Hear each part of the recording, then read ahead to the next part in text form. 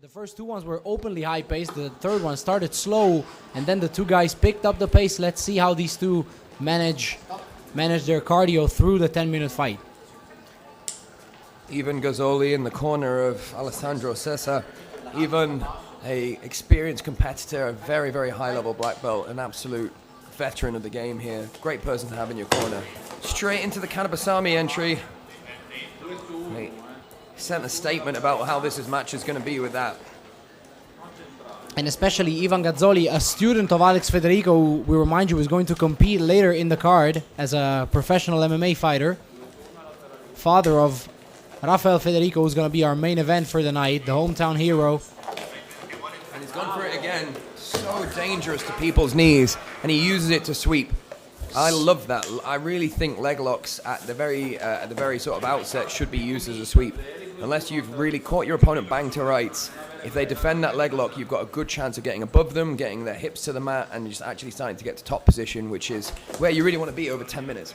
That looks like a very solid entry by Sessa in an extremely effective way, something he likes to do, and we're probably going to see it again if the fight goes on and if his opponent doesn't adjust. I think he's offering the shoulder just so he can get the underhook and attack that same entry again.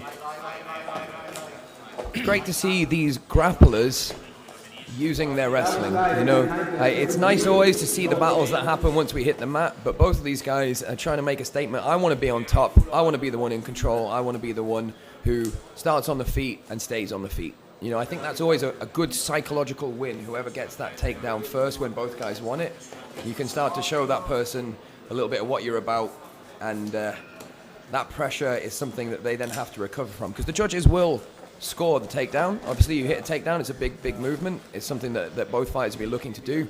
So whoever can hit that takedown first, I think is going to have a little bit of a mental advantage in this. I agree. Besides the advantage, as you mentioned, with the judges, it's also a way of like stomping your feet in the cage and sort of marking your territory. You get the takedown, you impose yourself on the opponent, maybe even physically. These two guys seem to be extremely strong, the both of them. So probably imposing for one to impose himself on the other physically would be pretty important considering the matchup. He really wants that. He's not accepting guard either. He's making his efforts, getting back to his feet. He doesn't want to be on bottom, but he does want to have a good chance of trying that leg entry. And this is an incredible pace if we've got to go 10 minutes, man.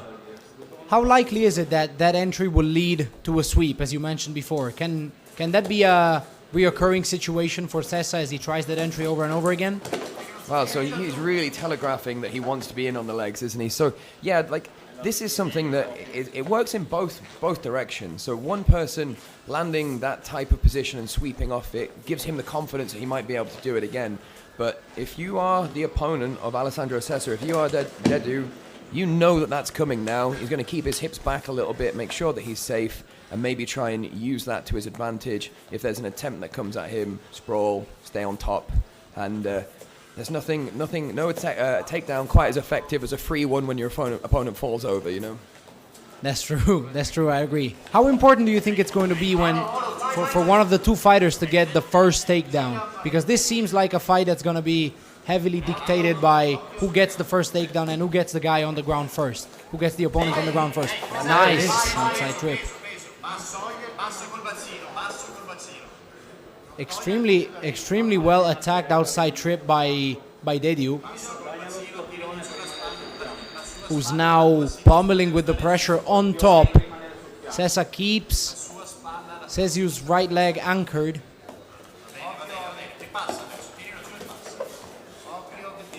Sessa is now looking with a left butterfly hook,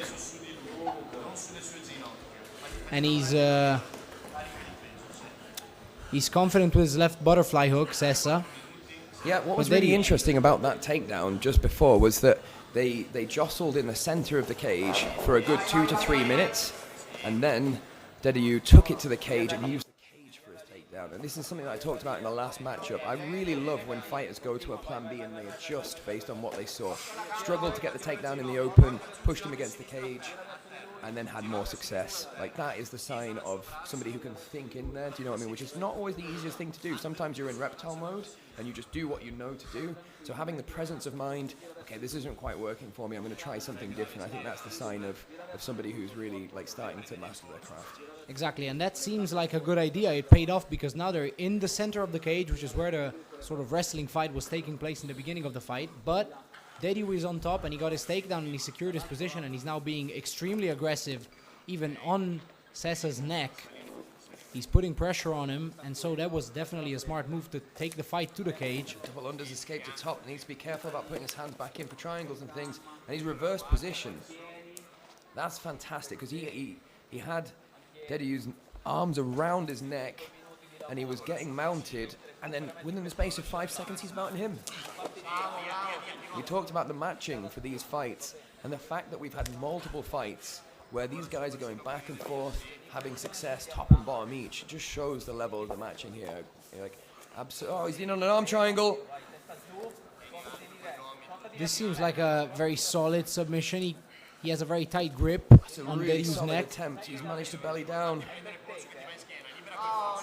Great escape work, great escape work. You know, once your elbow's lifted up to your ear like that and he's got his hands locked, then that is a tough place to escape from. So great work, Dediu, to keep this match alive, keep his chances of victory alive. And look, a big explosion, turns and reversal.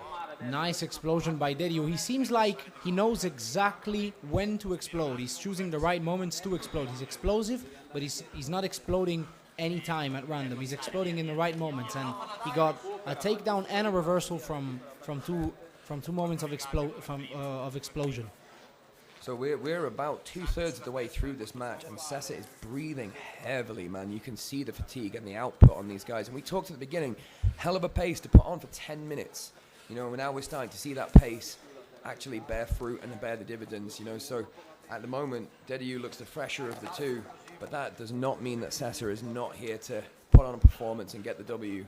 How does it affect a fighter when they get an arm triangle like that? They get a really, really close submission attempt. They think, okay, this is going to be one of my best shots at finishing the fight, and then it falls apart and you end up losing the position. How does that affect you? I think more than anything, it's psychologically demoralizing, and you got to factor in the fact that if you got really close to finishing a submission, you probably squeezed as hard as you could for a couple of seconds or even 5 to 10 seconds. So also there's a physical side of there's a physical damage sort of that you did to yourself, and then there's a psychological aspect of it, which is I almost got the opponent, I hit him with the best thing I had, and he still survived and got out, and now he's up, and maybe he reversed me, just like it happened with Sessa and Dediu in this fight. So it's a psychologically difficult situation to face in the cage, or in any fight, if it happens.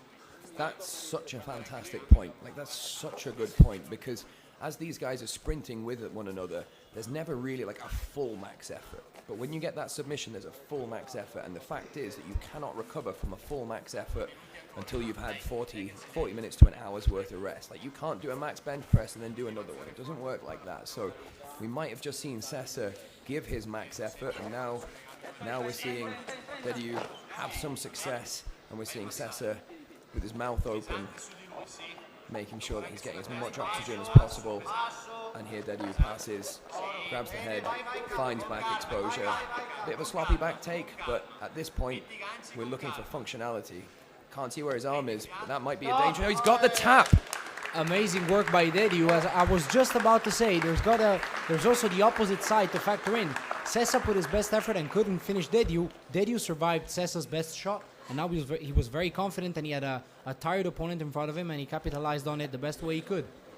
That was a fantastic match from Dediu. This is probably my favorite match so far. And that is how, ladies and gentlemen, you should play a 10-minute match. Dalla schiena, mataleao, Catalin Dediu. Both of these guys put in a real evening of graft there, and Dediu gets the reward with the submission finish, the mataleao, the rear naked choke, the absolute king of submissions. Absolutely. I would agree with you.